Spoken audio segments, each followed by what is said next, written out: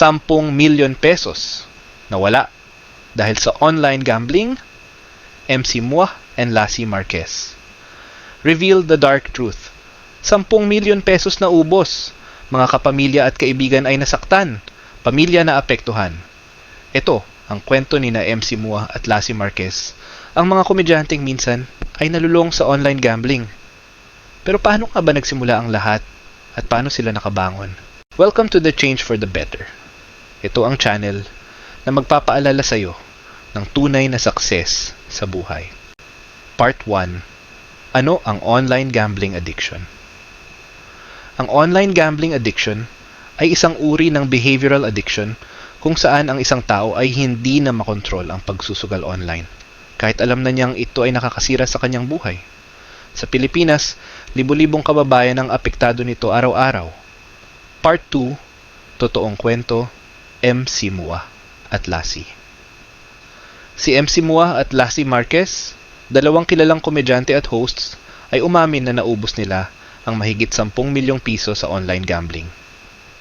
Ayon sa kanila, nagsimula ito sa maliit na taya, panglibre lang. Pero habang nananalo, mas lumalaki ang taya, hanggang sa tuluyan na silang nalulong.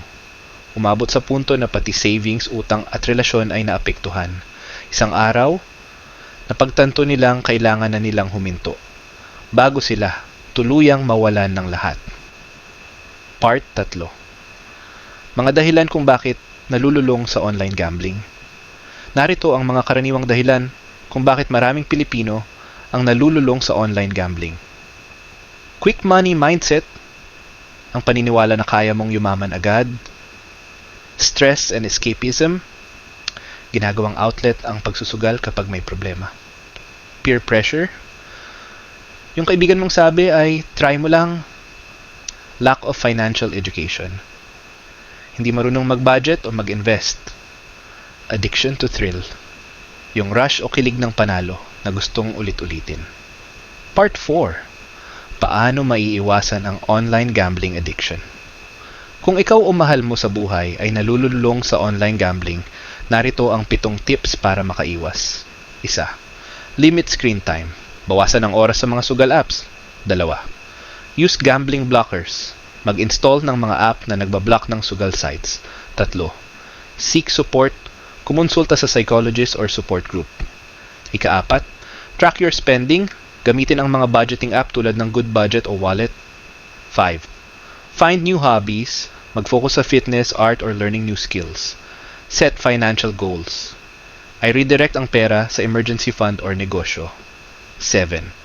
Avoid triggers. Alamin kung sino o anong sitwasyon ang nagtutulak sa iyo magsugal. Part 5. Message from MC Muah and Lassie.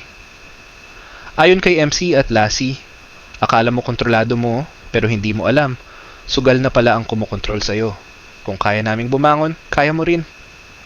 Ipinakita nila na kahit gaano kalalim ang nalubog, may pag-asa pa rin basta't may disiplina at suporta.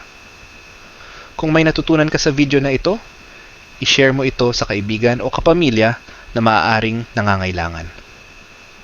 Don't forget to subscribe, hit the bell icon. Let's raise awareness and help more people break free from addiction.